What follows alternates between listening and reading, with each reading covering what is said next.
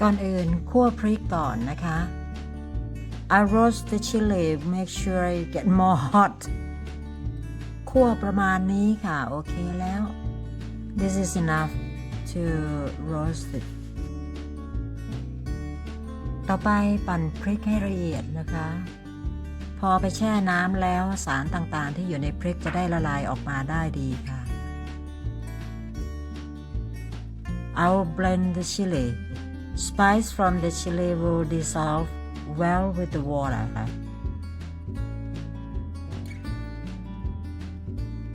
Warning: wear masks when you do this, because the chili powder will go through your nose and mouth. It will make you cough. คำเตือนโปรดใส่หน้ากากนะคะ ผงจากพริกจะเข้าปากและจมูกจะทำให้ท่านเกิดอาการไอและจามอย่างรุนแรง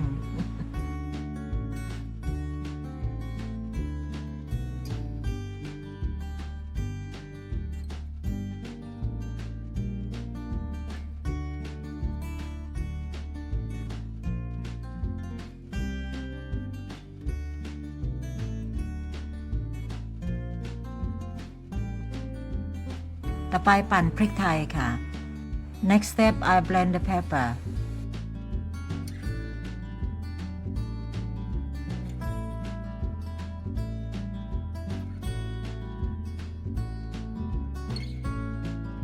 ตอนนี้นะคะในหม้อมีพริกป่นกับพริกไทยป่นค่ะ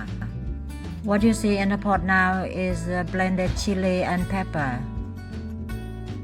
ต่อไปก็ใส่ใบยาสูบ And next I will put tobacco leaves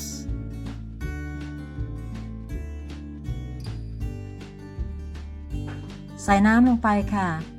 Then I add water อันนี้หัวข่าค่ะ This is galangal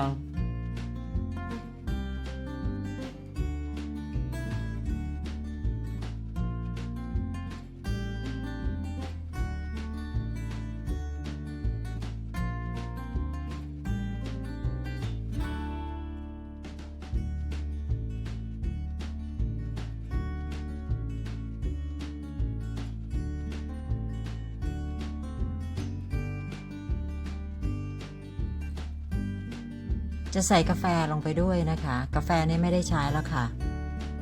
I have some expired coffee I will add in there too ต้มพอเดือดแล้วทีนี้ก็จะจับเวลาไว้สัก3 นาทีค่ะ When it boils then I set the time for 3 minutes กดถุงกาแฟจมน้ำให้หมดนะคะกาแฟจะได้ออกมาค่ะ I will make it wet so I can get coffee out properly3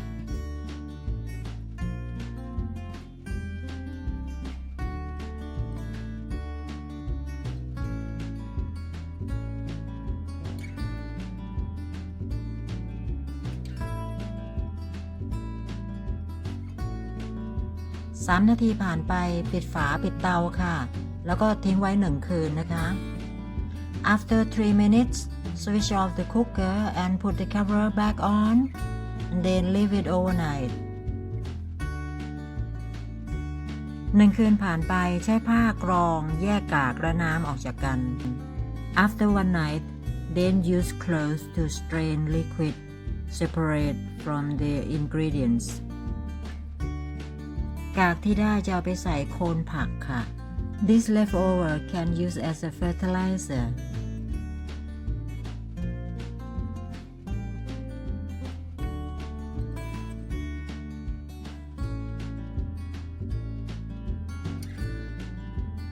กรอกใส่ขวดเก็บไว้ใช้ได้นานค่ะ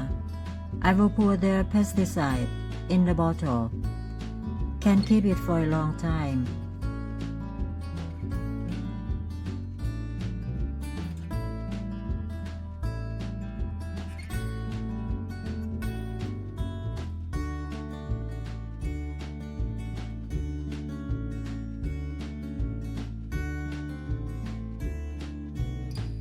เวลาจะใช้เทน้ำลงไปในกระบอกฉีด500 มิลลิลิตรหรือ500 กรัมนะคะ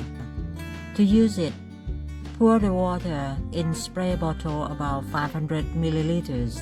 or 500 grams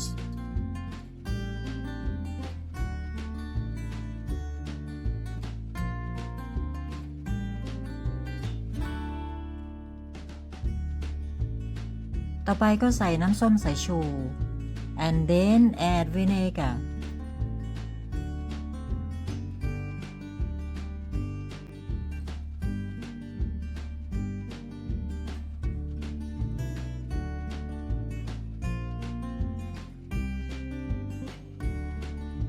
ตามด้วยเหล้าขาว 40% นะคะ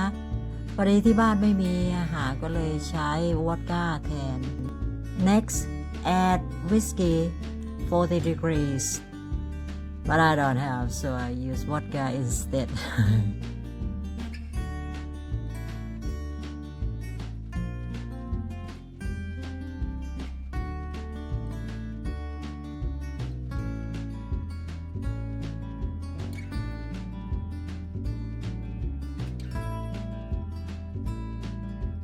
ต่อไปเติมน้ำยาล้างจานสูตรเข้มข้นค่ะ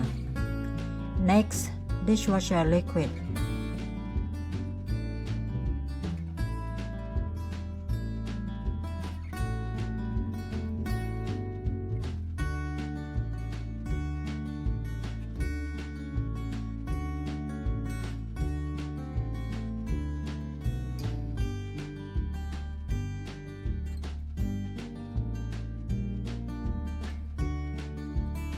กรองอีกรอบค่ะเพื่อให้แน่ใจว่าไม่มีอะไรไปติดตรงหัวฉีด I will strain it one more time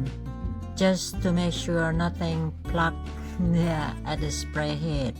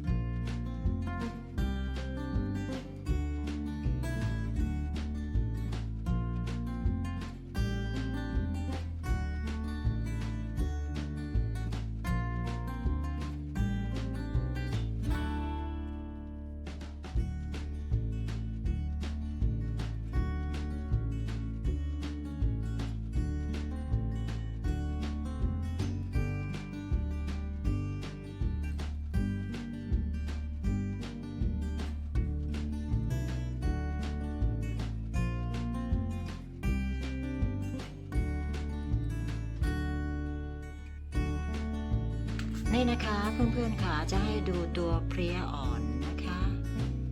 เห็นไหมนี่ค่ะแล้วก็จะมีเดี๋ยวเห็นอยู่ตรงไหนแวบ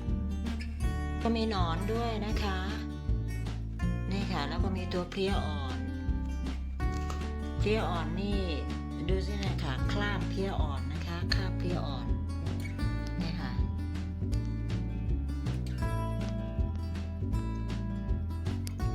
มันทีนี้ก็จะฉีดนะคะก่อนจะฉีดเขย่าก่อนค่ะแล้วก็ฉีดไปใต้ใบนะคะ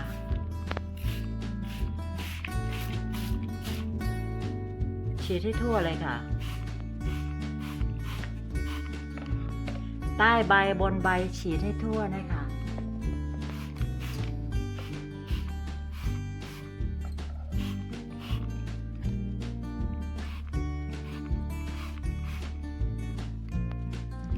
ลืมบอกไปนิดนึงนะคะขณะที่จะฉีดยานะคะ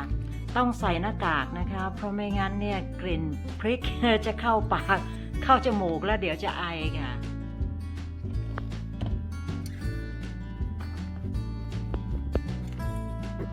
นี่ค่ะนี่อีกจุดหนึ่งที่เป็นจุดที่มองเห็นได้ง่ายอันนี้ฉีดไปตะกี้นี่ค่ะเนี่ยอยู่เต็มใบเลยค่ะจุดดำๆนั่นก็คือรุ่นเก่าที่ฉีดไปแล้วก็ได้ตายไปแล้วนะคะ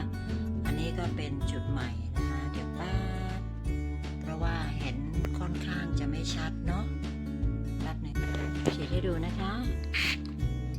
เนี่ยค่ะ ฉีดให้ทั่วเลยค่ะ ใต้ใบก็ดูด้วยค่ะ เนี่ยอย่างเงี้ยเขาชอบอยู่มากเลยค่ะก็ฉีดไปใต้ใบ ฉีดไม่ถนัดแป๊บหนึ่งค่ะ นี่ก็คืออาการที่เขาเจอยาเข้าไปนะคะ เจอพริก ตอนนี้ก็คงจะเกิดอาการมึนนะคะ แล้วก็ทั้งแสบทั้งร้อนนะคะ ประมาณนี้ค่ะ ก็เหมือนกับจะตายแล้วค่ะตะกี้นี้ถ่ายไม่ทันนะคะอันนี้เป็นตัวใหญ่ที่เราเห็นแล้วก็เพลี้ยอื่นๆที่ตัวเล็กกว่านี้ก็นี่ค่ะเจออาการแบบนี้นะคะนี่คือยาสมุนไพรที่ทำออกมาเพื่อกำจัดวัชพืชค่ะนี่ก็คือผลจาก